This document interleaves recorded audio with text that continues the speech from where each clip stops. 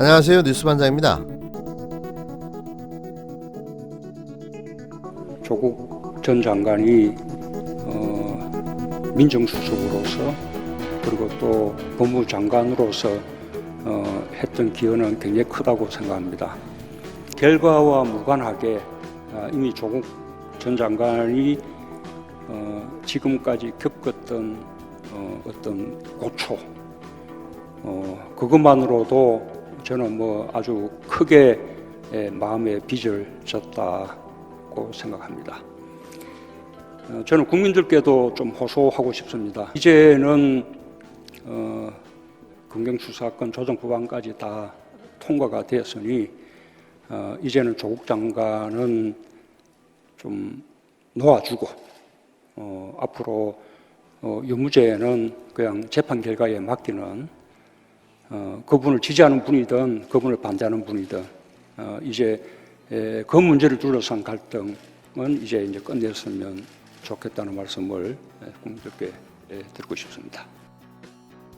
문재인 대통령은 지난 신년 기자회견에서 조국 전 장관에 대해 이제 그만 그를 놓아주자고 호소했습니다. 그러나 놓아주고 싶어도 놓아줄 수가 없는데요. 시도 때도 없이 누군가에 의해 소환되기 때문입니다.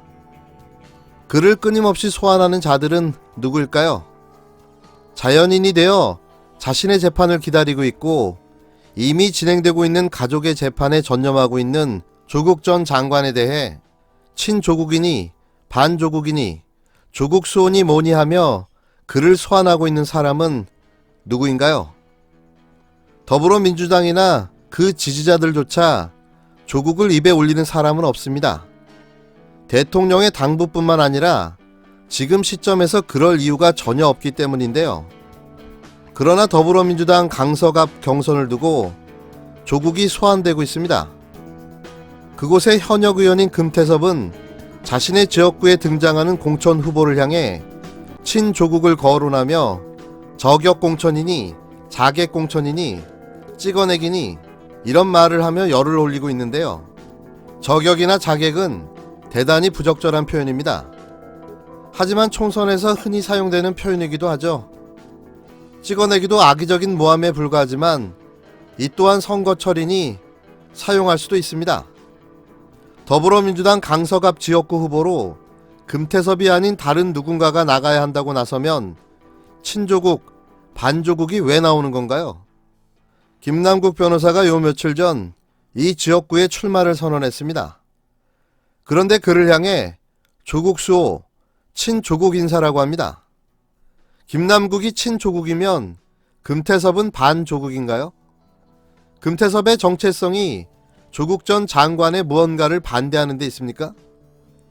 그는 조국 수호 프레임을 스스로 당내 경선에 끌어들였습니다.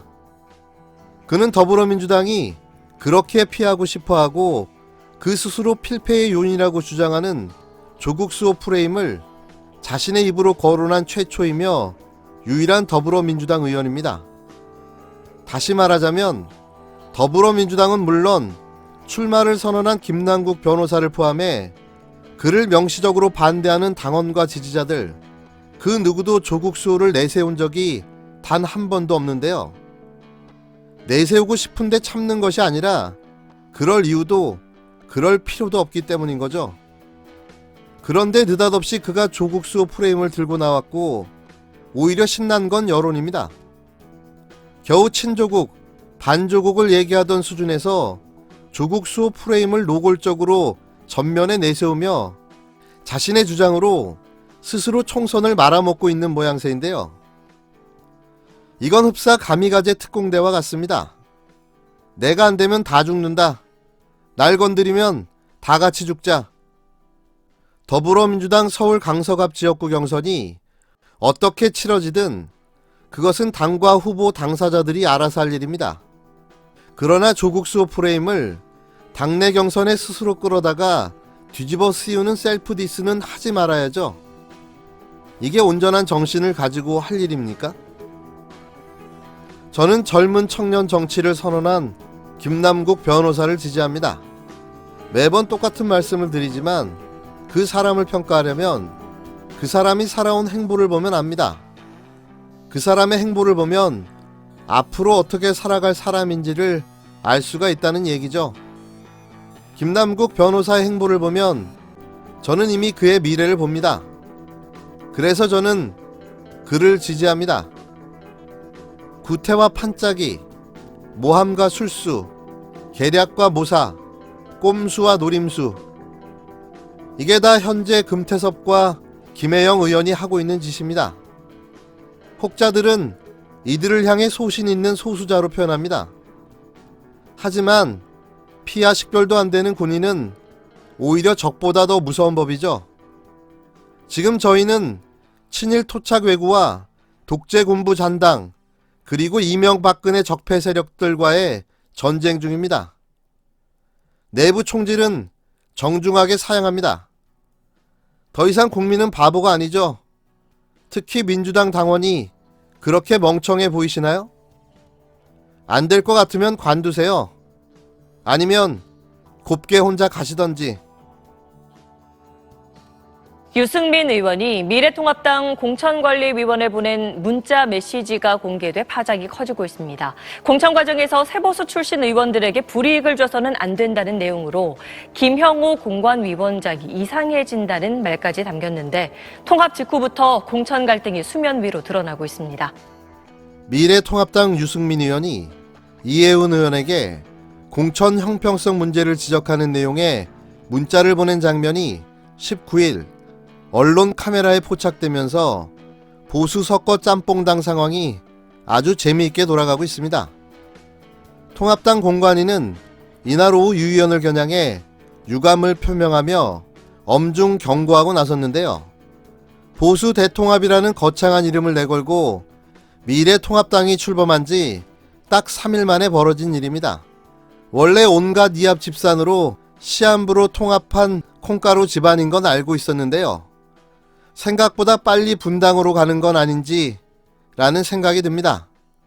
창당 며칠 만에 최단 기간에 또 분당하는 기록을 세울지는 모르겠지만 그래도 총선은 끝내고 분당을 하겠죠.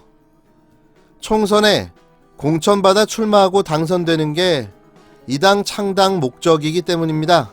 새로운 보수당 출신 이혜원 의원의 휴대전화를 촬영한 사진엔 유 의원이 이 의원에게 이현주나 새 보수당이나 통합은 마찬가지인데 이현주는 험지인 경기 광주를 피해서 부산으로 단수 공천받고 이혜원은 컷오프, 지상욱 민현주는 수도권 경선, 하태경은 경선, 이런 결과가 되면 형평성에 어긋난다.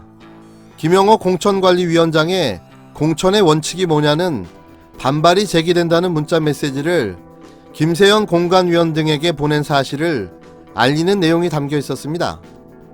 지상욱 의원은 서울 중구 현역이고 민현주 전 의원은 인천 연수울에 도전하고 있는데요. 이에 이 의원은 퇴근하는 듯해 죄송하다고 하자 유 의원은 괜찮다. 김영호가 갈수록 이상해지네라고 답했습니다.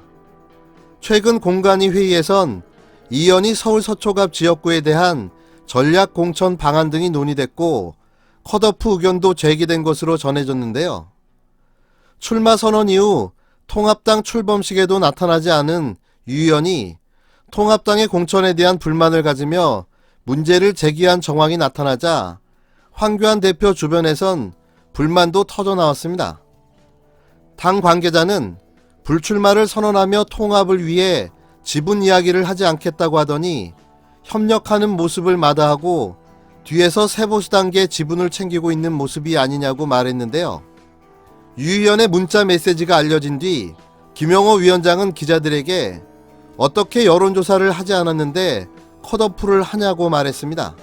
그러나 논란이 확산되자 이날 밤 늦게 공관위는 최근 공관위의 원칙과 방향을 흔들려는 시도에 대해 심각한 우려와 유감을 표한다면서 기존의 관행과 이해관계를 벗어나지 못한 채 책임과 헌신을 망각하는 일부의 일탈 행위에 대해 엄중하게 경고하며 반복될 경우 단호히 대처할 것이라고 밝혔는데요. 공관위 측은 유 의원의 문자 메시지를 포함한 여러 행위를 포괄적으로 경고한 것이라며 재발 방지를 위한 강한 표현을 썼다고 설명했습니다. 이 정도면 위장 결혼으로 봐도 무방한 거 아닌가요? 쉽게 말해 시민권 얻고 취업 좀 해보자고 위장 결혼한 셈인데요. 딱 그 모양새입니다. 아무런 진정성도 없는 수단과 방법을 가리지 않는 이들의 행태는 꼭 심판 받을 겁니다. 위장 결혼이 들통나면 강제 추방인 거 아시죠? 아웃입니다.